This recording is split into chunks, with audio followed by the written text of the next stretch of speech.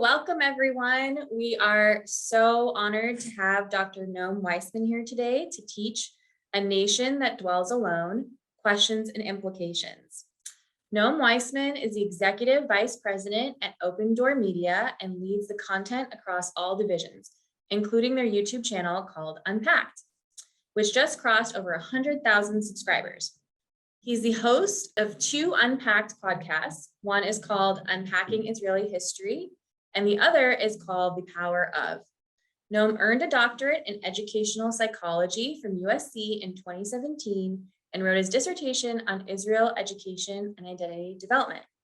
Today, the session will explore the age-old question about the ontological nature of the Jewish people. Are the Jewish people separate and apart from the rest of the world? Is Balaam's prophecy a promise, a description, or a prescription? In looking at modern Jewish history, how do we explore this question and what does it mean for us today? Over to you, Dr. Weissman. Pam, thank you so much. And a big thank you to Rav Shmuley for inviting me to have this conversation. So good to see everyone here. And I guess across the globe. So excited to learn with everyone and to really go through a question that I think is fascinating. It's really fascinating. For me, the opportunity to learn about this and to teach about this topic, I view this as an exploration in many ways. Today's learning, and this is my style, I really want to really frame as a reflection, as an exploration, as in many ways a description, and less so, even though the topic has a political nature to it in many ways, and we'll go through that. I want us to kind of defang this conversation, if we can, to have fun and to elevate the conversation, but on the other hand, to lower the temperature about the different issues that I'm going to be bringing up, because I'm going to be bringing up some serious, intense topics, but let's view them as learners. Let's view them as an exploration, and let's have fun. That's what I really want to do. So I'm going to get this party started right now. Let me share my screen, and this is the topic. The topic is, everyone see it? Everyone good? Thumbs up? Great. So the topic is, and you see the play on words here, Bamidbar 23:9, a verse that dwells alone. So we're going to be going through that, but before we go through that, this is just my style in general. There's something called Daf Aleph. If you haven't heard of Daf Aleph, now you are hearing of Daf Aleph. We got to get to know each other. And I apologize that I'm not going to be able to really ask you so many questions about yourselves, but you got to get to know who you're talking to, who you're learning with right now. So the reason it's called Daf Aleph is the great Hasidic masters used to point out that every Talmud starts out with Daf Bet, with the second letter. But why would the first page be the second letter? So don't give me the publishing answers, the academic answers, the way it worked. I know. But the reason that means a lot to me is learning can never take place independent of a relationship. You got to start with Daf Aleph, and Daf Aleph is before the first page, which is Daf Bet, right? It's before. So before we get into the meaty topic, what's my background? So my background is spent years in a day school education, first as a teacher, then as a high school principal in Los Angeles, a school called Shalhevet. Then as I was doing that, I was developing curriculum for years. All different areas fascinated me to really think differently about how Jewish education could be done. So I became the founder and the director of a program called Lahav that explored Jewish philosophy, Talmud, Tanakh, education differently. And then finally, I went to University of Southern California to get my doctorate while I was principal. And my focus, just so you know, was not initially Israel education. The reason I wrote about Israel education was because I saw a real gap, I would say, in terms of how excellent the learning that the Jewish community does and did with regard to Talmud education and Tanakh education, I think Jewish philosophy in many ways, but Israel, there's just a gap. And it didn't seem to follow a great methodology that the Jewish people had developed over time. And so I set out and wrote my dissertation at the urgings of my chair. Her name is Kim Harabayashi, and she's not Jewish, but she just thought that, this is you're right, Noam, this is an important topic. And then I took over at Open Door Media. Initially, they brought me in. It was called Jerusalem U, and they brought me in to be the head of education. And over the last couple of years, we transitioned from Jerusalem U to Open Door Media, and we have a bunch of different assets called Unpacked. And then I became the executive vice president, overseeing all of the content across all the different divisions. That's my background. The most important thing about my background, and I should have shared a picture of this, is my wife, my partner, Razy Erich, who is my partner in life, and our delicious 3 little children, Eyal, Liana, and Nisa, and 9, 6, and 4 years old. And that's really what animates me the most.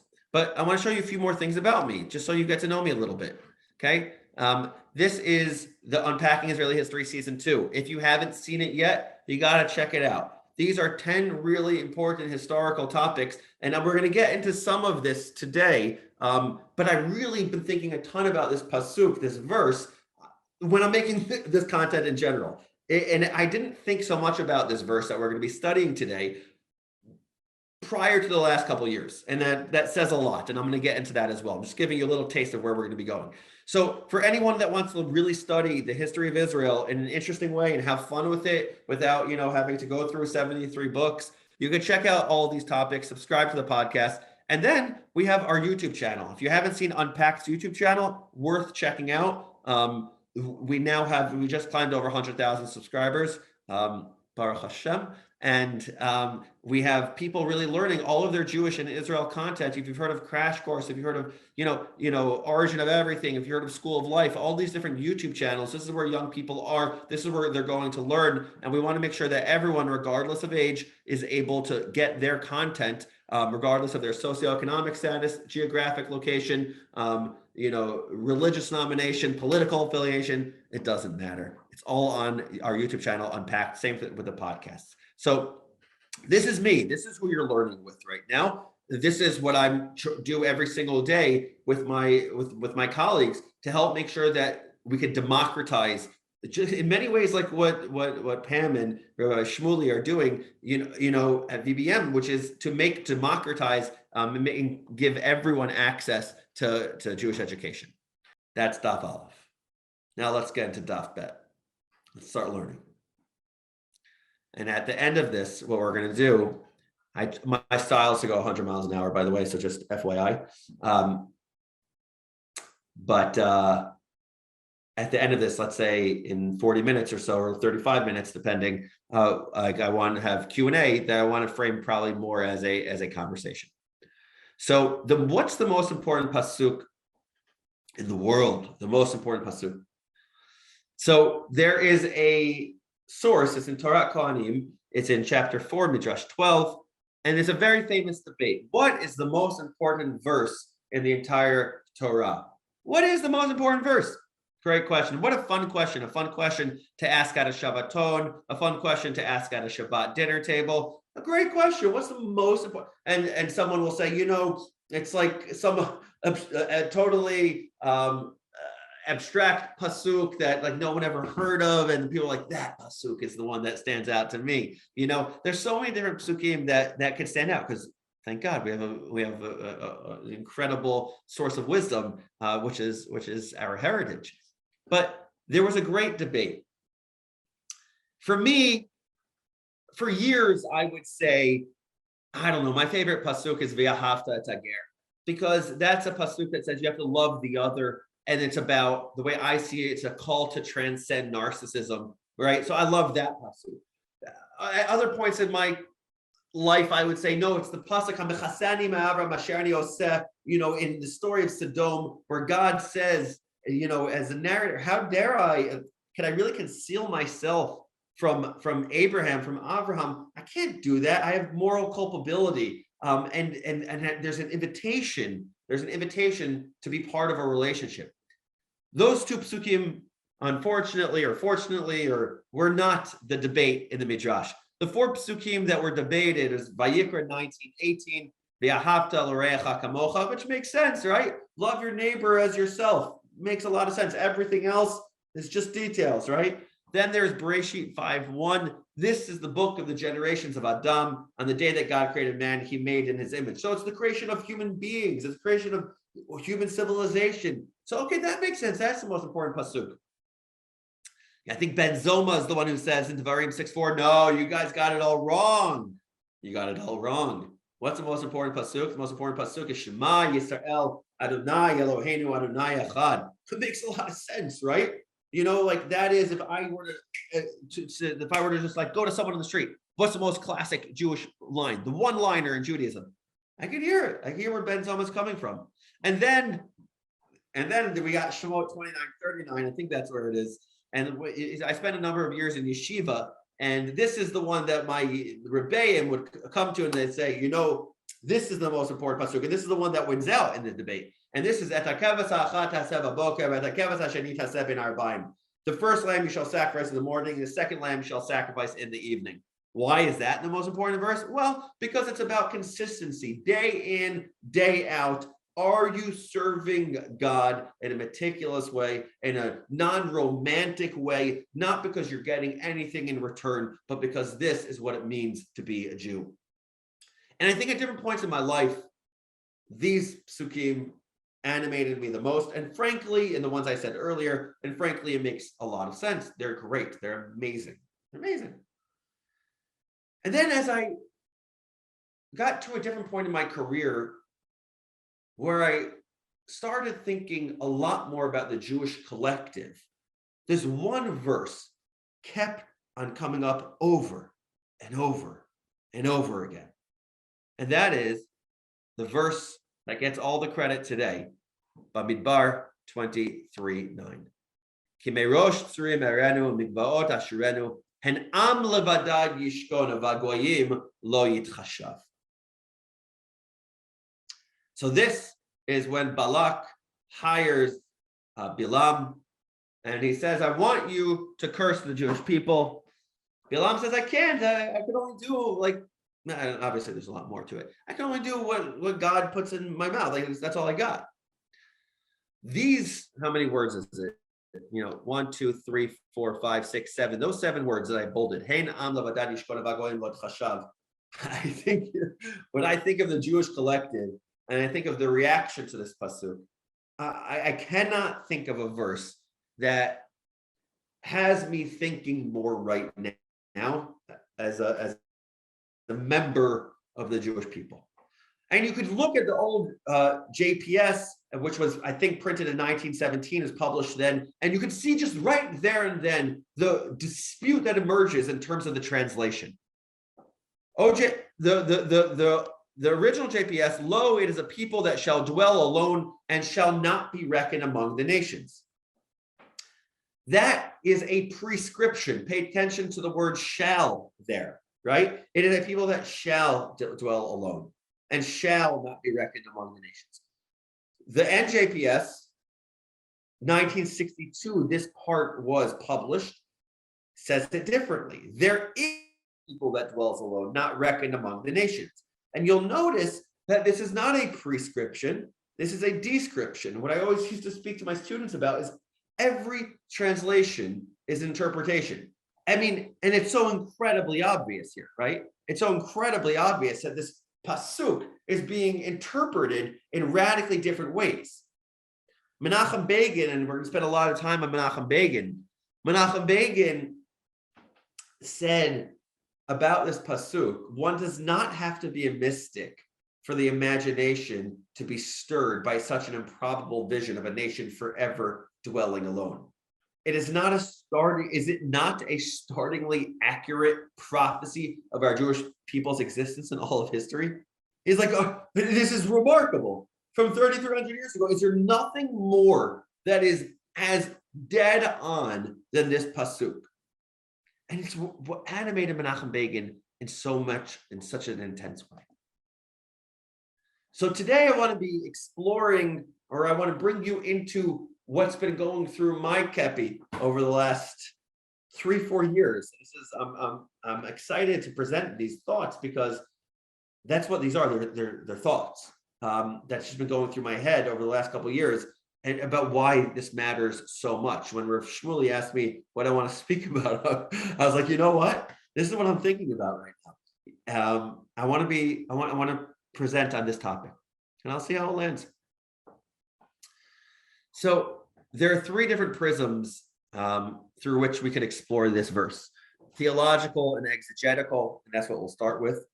Then we'll go into what I'll call inyane dioma, and we'll be descriptive of what's going on here. And during this section, I ask that we actually do that. We focus on being descriptive as opposed to our inserting our, let's say, our political positions.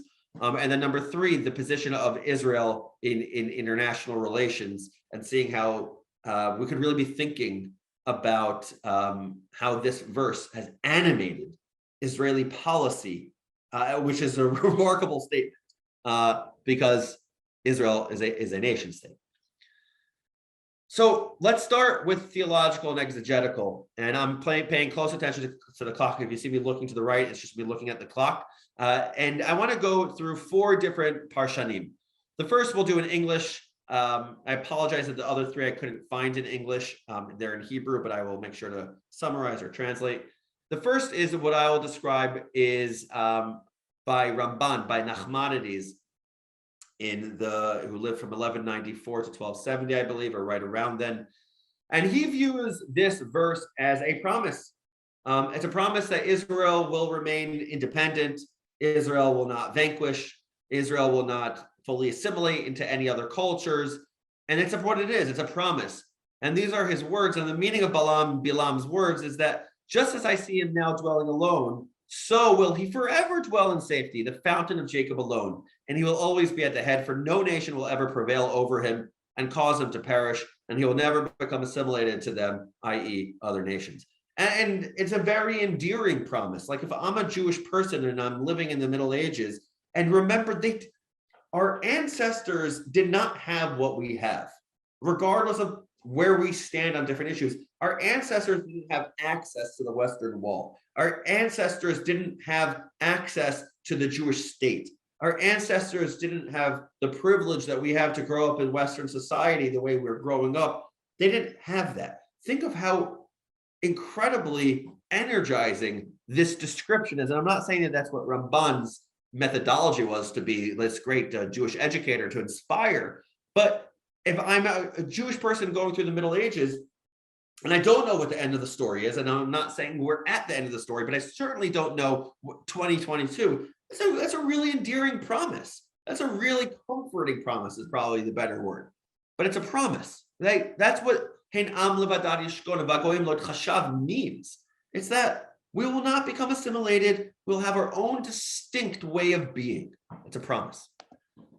Rabbi Ovadia ben Sfarno, aka the Sfarno, who lived a few hundred years later, 15th century to mid 16th century, he has a different, or actually a very similar, I should say, analysis, also viewing this as a promise.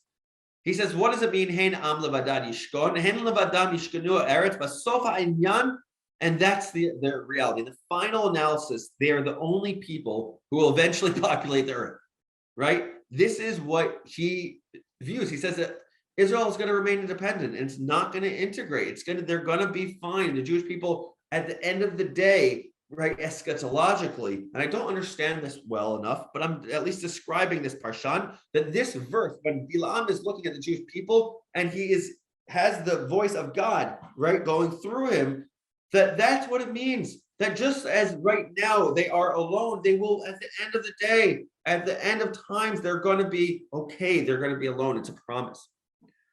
But then modernity kicked in, and we have different approaches. Two approaches that I want to share with you. If I shared the promise approach, which is the approach of Ramban, the approach of Sfarno, is Shadal. If you've heard of the Shadal, I love the Shadal. I've really gotten into the Shadal over the last couple of years. I had heard his name, Shmuel David Lutzato, over the years, but over the last couple of years, I've been diving deeply into the Shadal. And what I've been doing is every single Shabbat, before Shabbat, I learn all of the Shadal's commentary and on the Parshat HaShavua. I love it. I love it. So anyone who lives near me knows that if they're going to get a drasha, they're going to be hearing something for Shadal. The Shadal, I think, is he was related to either the great grandson of the Ramchal, Rabbi Moshe Chaim Luzzatto, or the great, I don't know, something that related.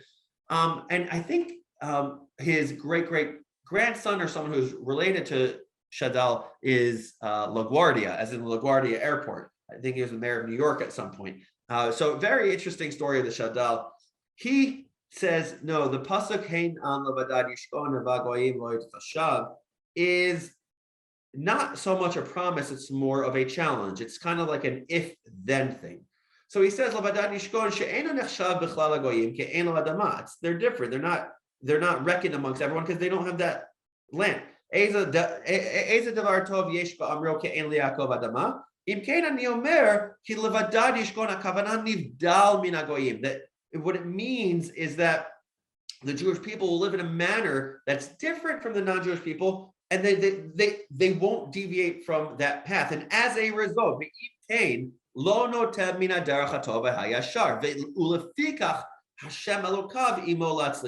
if it is the case that the Jewish people are going to live in a way that's distinct and unique and is Jewish, whatever that means, and fill in the sentence, then the result of that is it's a challenge.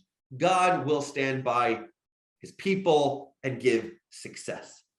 And what Shadal is speaking to is this very big challenge that exists within modernity. Once the Jewish people are integrated into society, whether that's the different proclamations of emancipation, whether it's the French Revolution, whatever it is, the Jewish people are integrated. Okay, but now how do you be modern? How do you behave? And so it was interpreted in a way that was, if you're going to be successful, you have to be ein am levadad yishkon, and you have to uvagoyim lo yitchashav, and then you'll be successful. That's the Shadal's perspective. The fourth perspective is similar to that. It's not so much of a challenge, it's more of a demand. And the demand, this is coming from the Netziv, Naftali Tzvi Yehuda of Berlin, who lived in the 19th century, 1816 to 1893.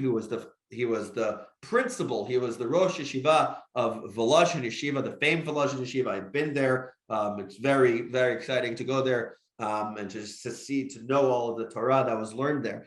And the Ha'emek Davar, the Netziv, says, no, this is a demand. And the demand looks like this. When the Jewish people attempt to imitate the non-Jewish way of life, the reality is that the non-Jewish people are not going to accept them.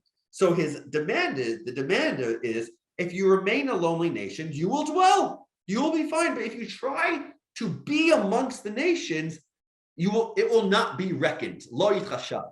And it's very interesting because lo yitchashav is, I think the Nechama Leibovitz points this out, is what's called a hapax legomenon. I am sure I mispronounced that word. It is a Latin phrase which means yitchashav is a word that appears once in the text. It's not a word that appears at other points in time in the Torah. So this is what the Netziv is pointing out. What does it mean that we're a nation that dwells alone? Not like all other nations and cultures, that when they go, when they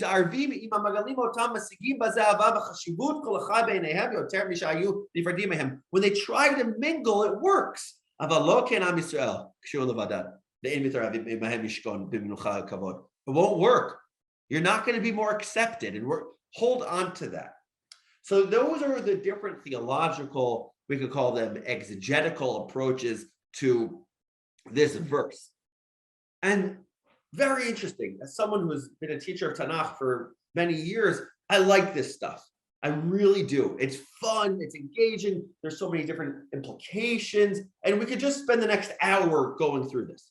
But as is my way, I want to go on to issue number 2, and we'll do Q&A later. And again, view me as a chavruta in this, not as some, scholar on the topic that we could have, but let's have a conversation on it.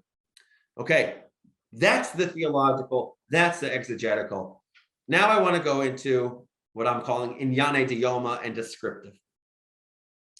So who are we?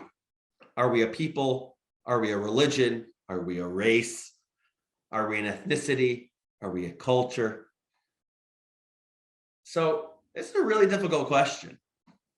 Whoopi Goldberg gave us a lot to think about recently when she had her moment, and I'm not here to debate. Again, that's not what I'm interested in. I am interested in just you viewing this pasuk descriptively. What are we? Are we so different?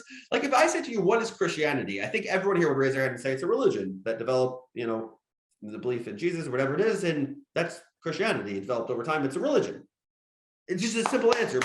It's a religion. Like it, don't like it, learn from it, don't whatever you want, but it's a religion, right?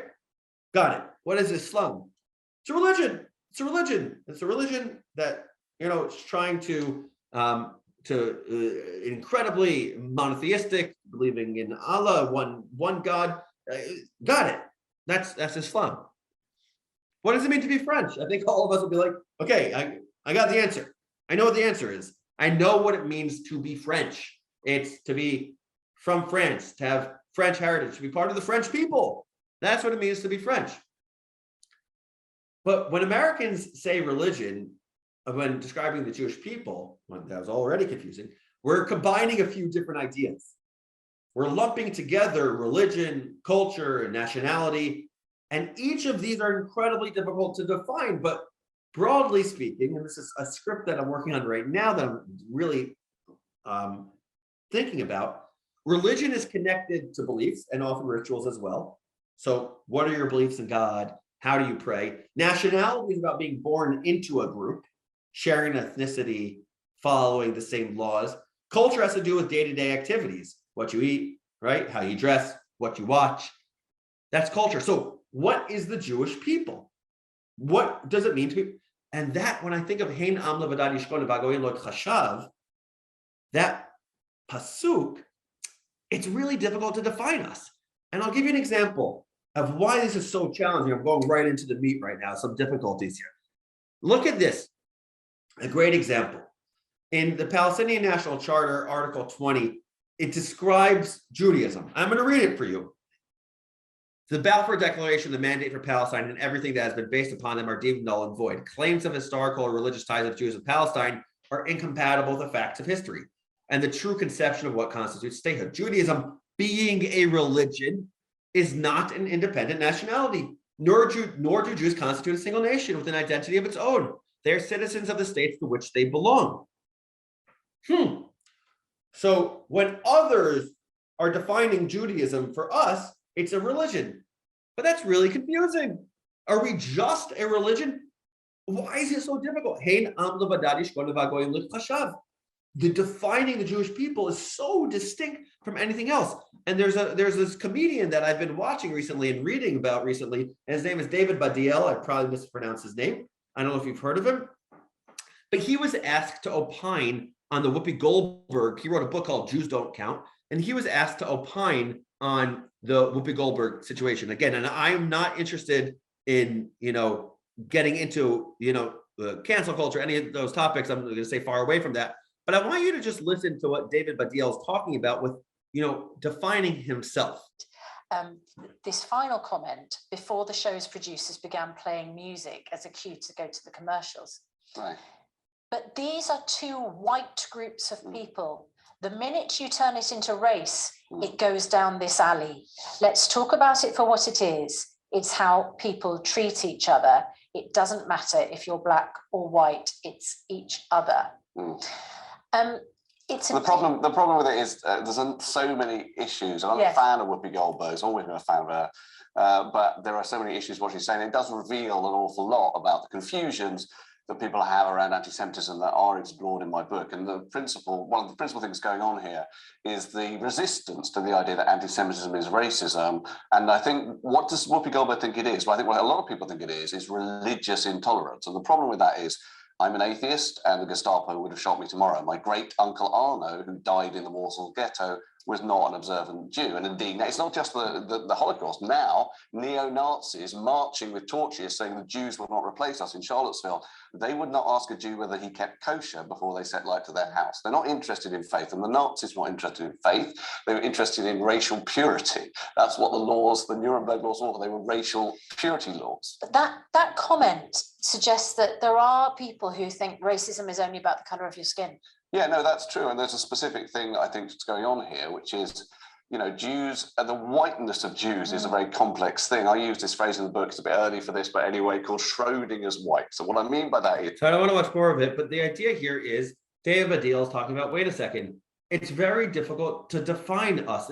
Meaning I'm trying to be descriptive here. When I look at the Pasuk, there's something unique about the Jewish disposition that it's not merely a religion, no matter how other people want to define it for us, for the Jewish people. It is, we're distinct. It's really complicated. And I don't fault people for that. It's really complicated. I could ask, if I go to what's called man on the street and go outside and start asking people what's Judaism, I'm telling you, I'm going to get different answers. Very, very, very different answers.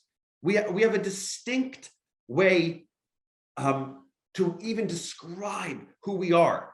I have my own answers to that, but I'm not interested in giving those answers right now. I'm interested in just talking about how the very description from Balaam, from God, is descriptive of how distinct and unique the position of what it means to be a Jew really is. But then it's not just Inyane de Yoma, it's not just descriptive, it's actually a totally different issue. It's an issue that Israel has had to deal with. And Samantha Power in 2016 gives a description of what it's like for Israel feeling this issue of Hein Am Levadad Yishkon V'Goyim Lo Yitchashav.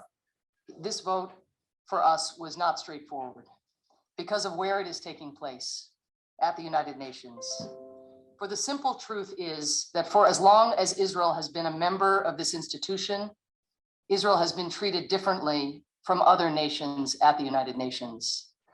And not only in decades past, such as the infamous resolution that the General Assembly adopted in 1975 with the support of the majority of member states, officially determining that Zionism is a form of racism, but also in 2016, this year.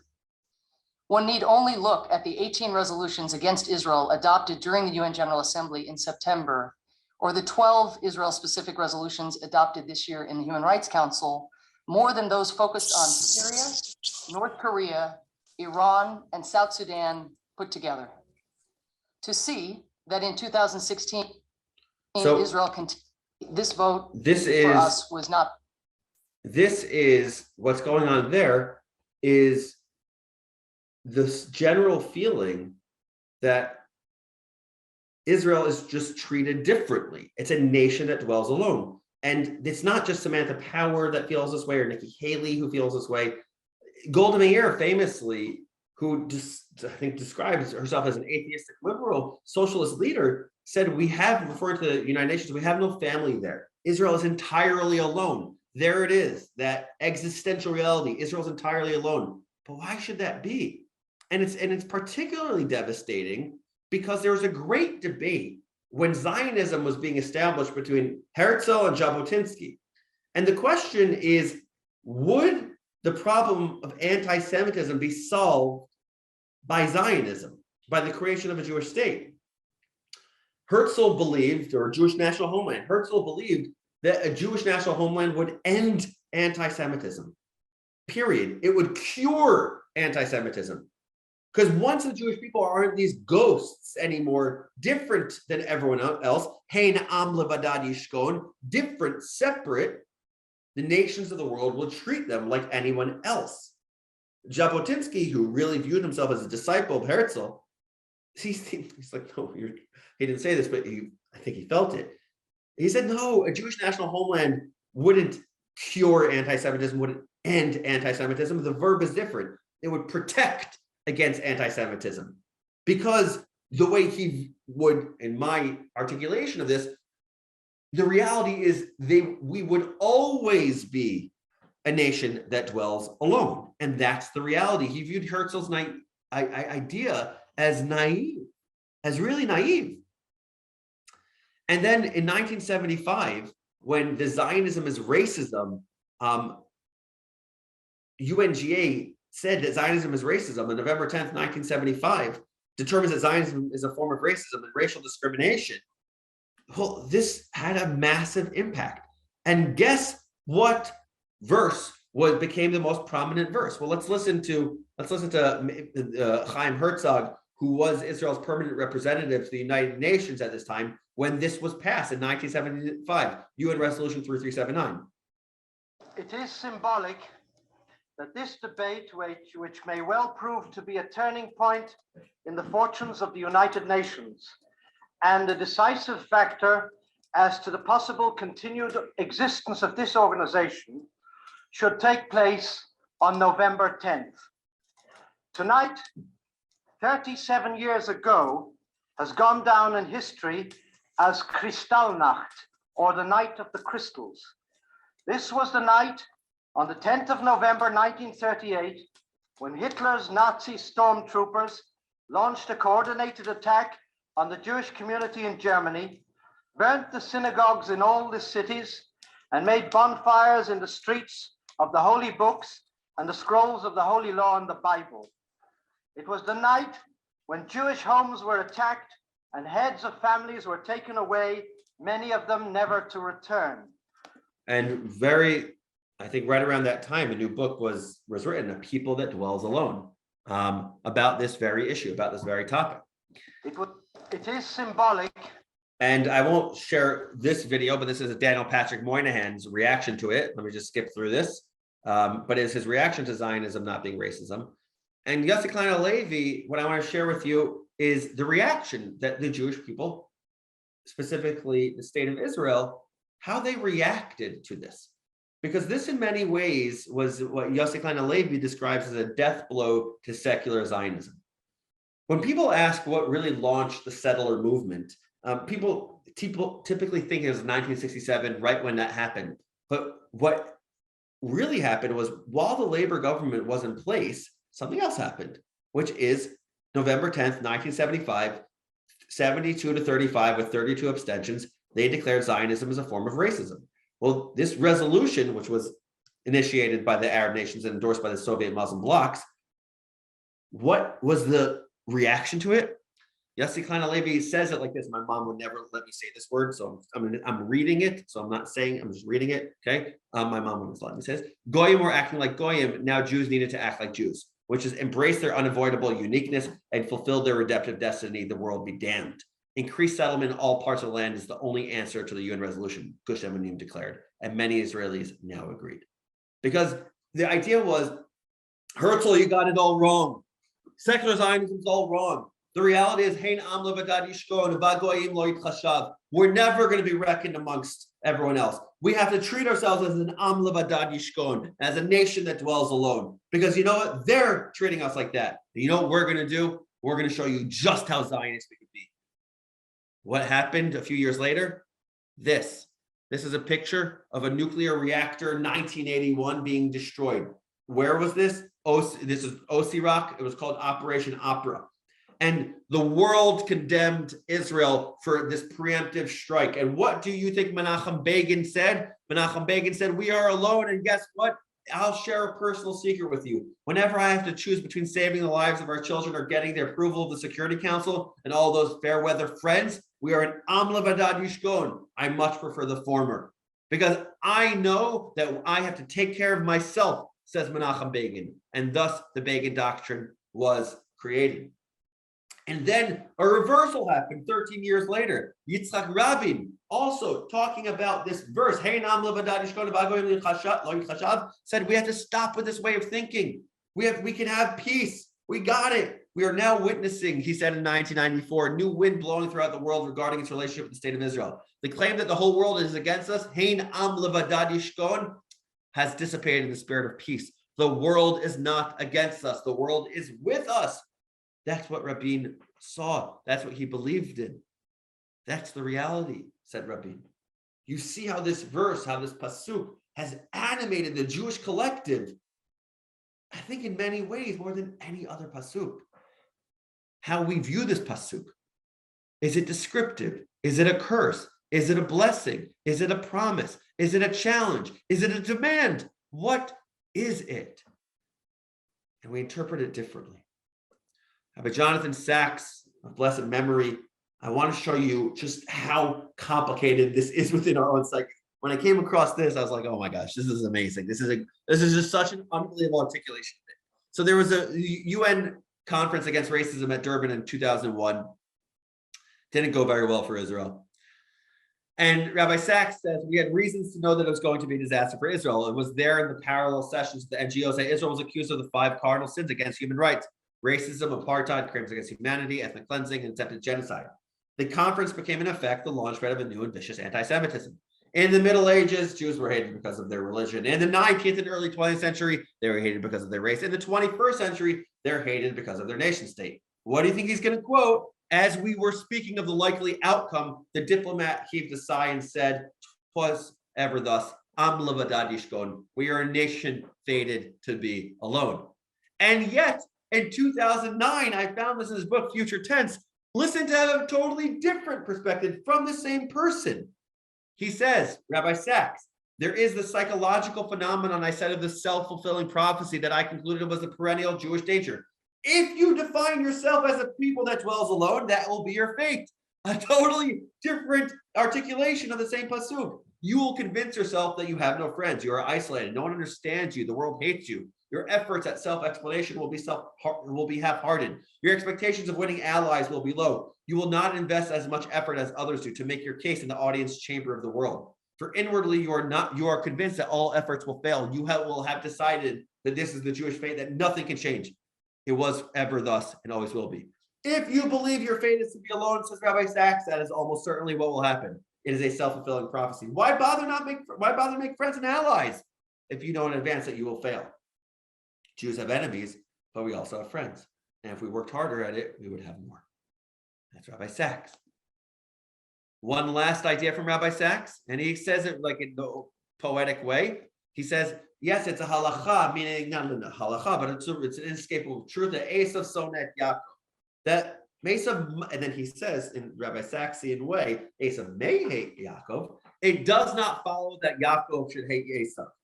That does not do what anyone should take from this. To answer hate with hate is to be dragged down to the level of your opponent. When in the course of a television program, I asked Judah Pearl, father of the murdered journalist Daniel Pearl, why he was working for reconciliation between Jews and Muslims, he replied with heartbreaking lucidity, "Hate killed my son. Therefore, I am determined to fight hate." As Martin Luther King said, darkness cannot drive out darkness. Only light can do that. Hate cannot drive out hate. Only love can do that. And so I want to end with a thought. You know what? Let me actually have it because I love this so much. Give me a second here. I have this in my office because people who know me know how much I love this quote. Rav Avraham Yitzchak Cohen Cook said, "The purely righteous do not complain of the dark, but increase the light. They do not complain of evil, but increase justice. They do not complain of heresy, but increase faith. They do not complain of ignorance, but increase wisdom." And so I want to conclude with that thought right there of Rav Kook, those thoughts of Rabbi Sacks, and say there are so many different ways we can interpret the pasuk Hein am levadad yishkon v'hagoyim lo chashav. I said them already, whether it's a promise, a demand, a challenge. The reality is that throughout history, and specifically in the last 100 years or so, this very question is what animated the Jewish collective. And regardless of whether or not it is true or it is factual or it's not factual, the way I want to encourage each and every one of us to be thinking is that, yes, we should never be naive. We should never think that anti-Semitism will totally disappear. We shouldn't be naive, but we should work towards that. We should have a relationship with others that we are loving towards them, not in a naive way.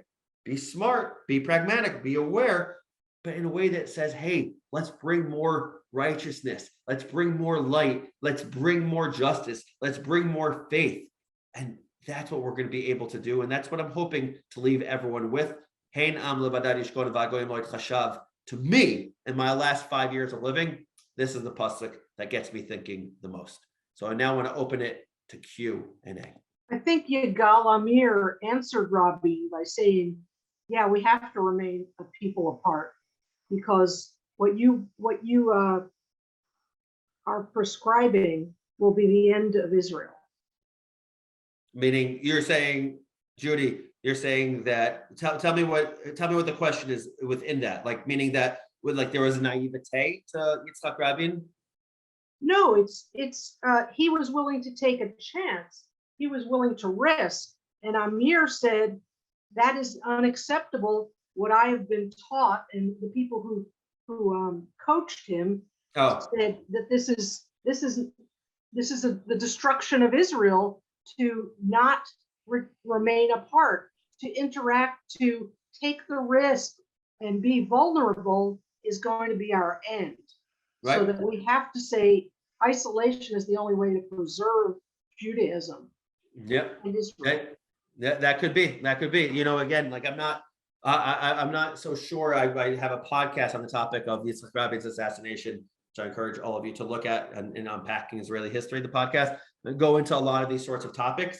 And it's a difficult one with what happened there, how it divided Israeli society. It's a massive question, but there's something to say for your point there about whether or not that there was this instinctive distrust and mistrust of others. And there could have been good reasons, by the way, that, you know, to not for Yigal Amir to do that. Let's be very, very, very, very, very clear about that. But there could be good reasons for why people were distrustful, unsure. Like if you look at the history surrounding 93, 94, 95, it was a complicated time. So I want to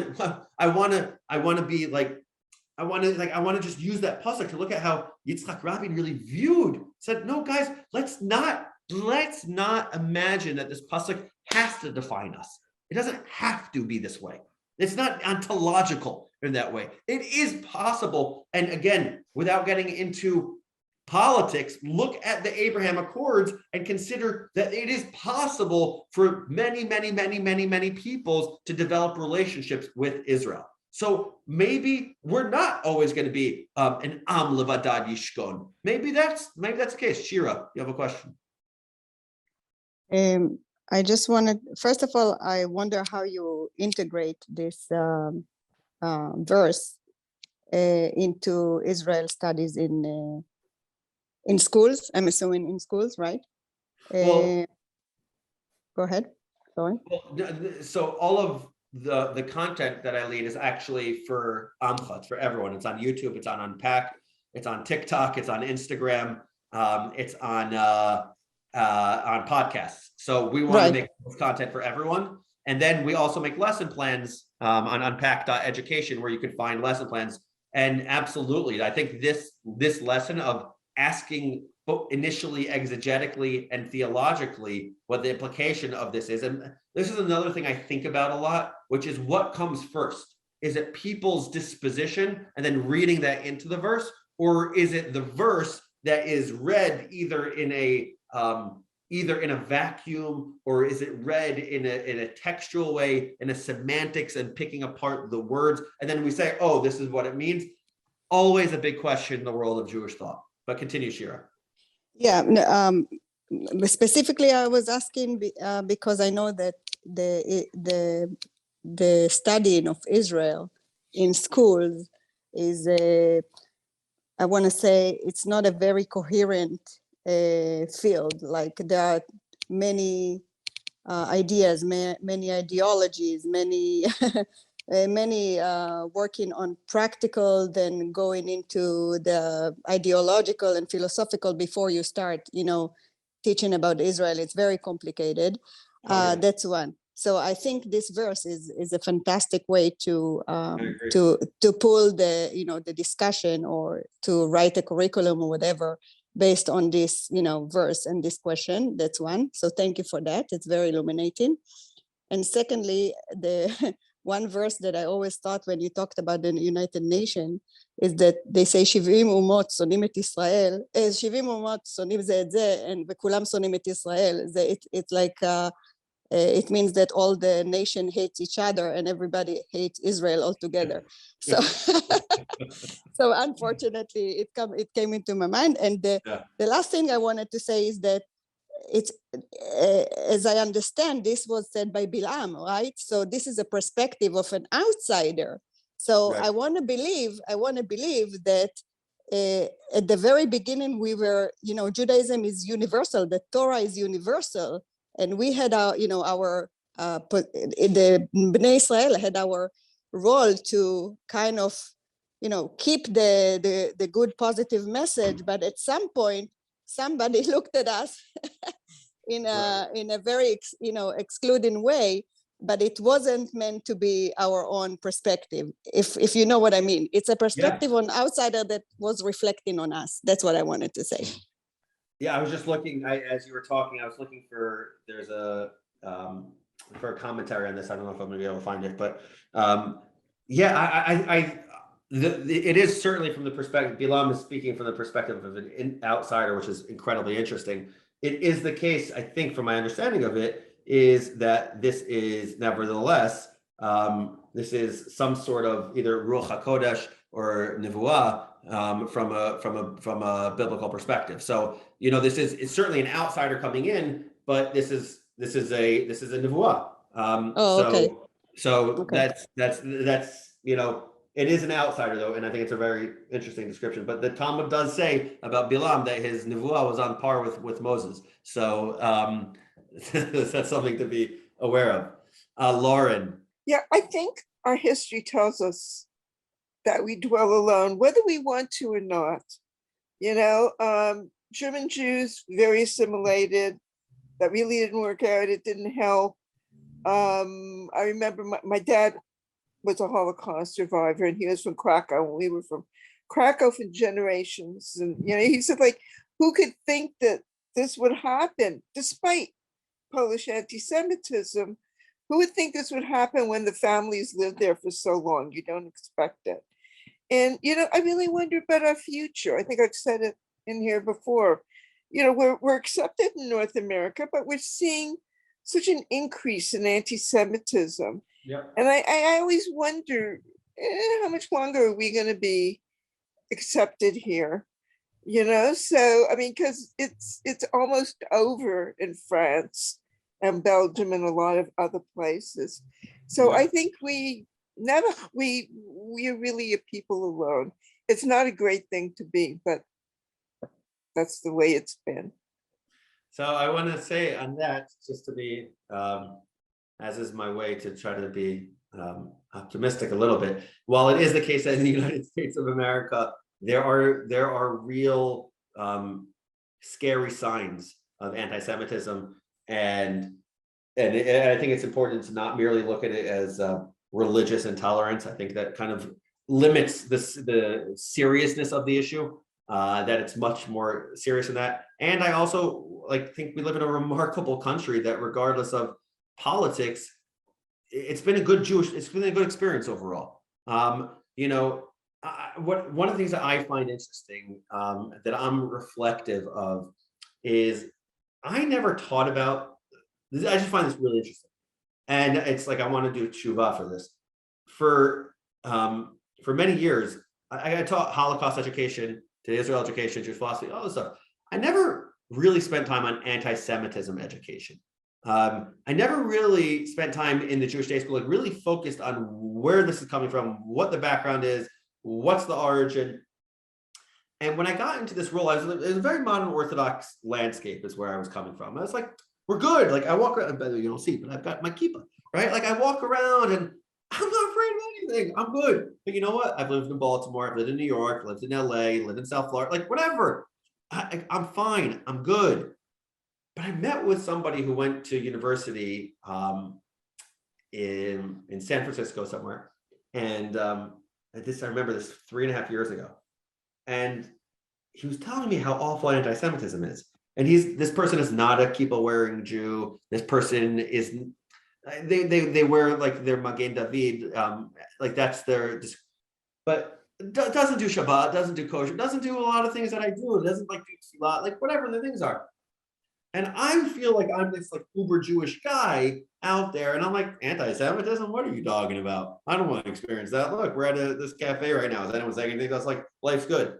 He looked at me so offended, so hurt by me. that I really didn't understand what he was going through, that I didn't have empathy for his experience. And it radically shifted my perspective on this. Because for whatever reason, where I live and how I live, thank God I don't experience it. But for so many people, for so many young people, they do feel this isolation. And I just think that we have to pay attention to it on the one hand, and also on the other hand, like really acknowledge both that we live in a wonderful, wonderful country, that regardless of politics, like things are pretty good for us. So it's, I live with that tension in mind, and I live with that dialectic. And I also think about this pasuk. I think it is okay. And like, I don't know, like if we spent like many more hours together, like I'd want to ask each and every one of you, do you view this as a promise? Do you view this as an ontological reality? Do you view this as a demand, like Nitziv was saying, like or a challenge, like Shadal was saying? Like there's so many different ways that we could view this pasuk. And I would ask this, you know, Shabbat's coming up. Shabbat's always coming up, right? Shabbat's coming up, and I don't know. Ask your family. How do they view this? How do they think about this? Because it says so much, I think, about our how we view the outside world. But again, regardless of what it means about us, it doesn't mean that Yaakov soneh et Esav. No matter what, it's that like we should never. That's like we should never live a life of Yaakov soneh et Esav. That is a teaching from Rabbi Sachs that I want to make sure that we all live by.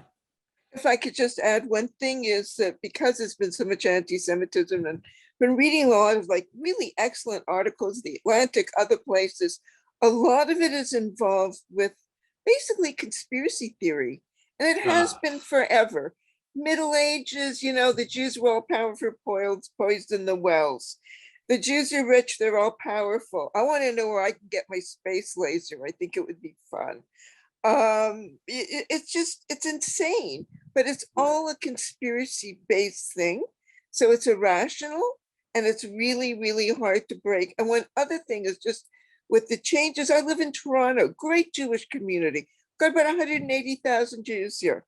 York University, which when it started in the 70s, was called Jew U, right? Even the Chagim and all the Chagim, the school was closed because there were so many Jewish students and faculty.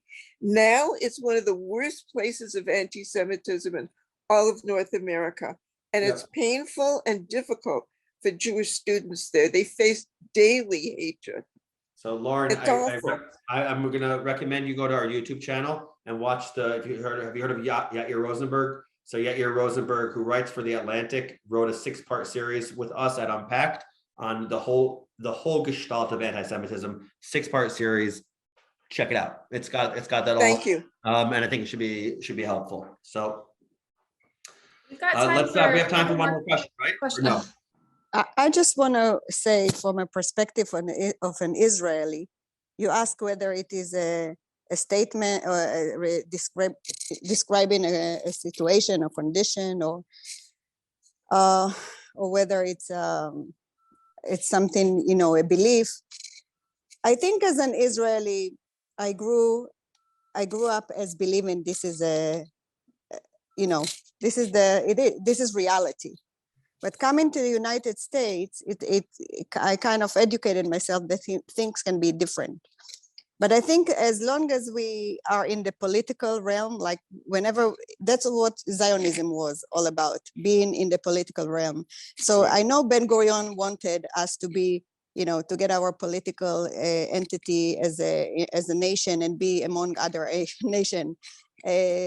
So as long as this is the everlasting tension between, you know, the Jewish people trying to get sovereignty and political power, you know, versus just being people, you know, of the book or intellectual or philosopher or whatever we are. Right. So yeah. So as an Israeli, I think, unfortunately, it goes towards reality. Oh, hello. Sorry, my daughter. Maisa, your daughter. So that's good timing, I guess. Thank you for that note, Shira. And Pam or Shmuley, thank you so much for having me on. and for learning together, everyone. Yes, thank you so much, Dr. Weissman. This was wonderful. We really appreciate your time, and it was an honor to learn with you. And we appreciate Temple Chi being our co-sponsor and having all of you here today. We hope you'll join us again. We are teaching with Dr. John Greenberg tomorrow at 3 p.m. Mountain Standard Time, and next week with Professor Doug Weiss. Have a great day, everyone. Thank Take you. care. Very good. Thank you.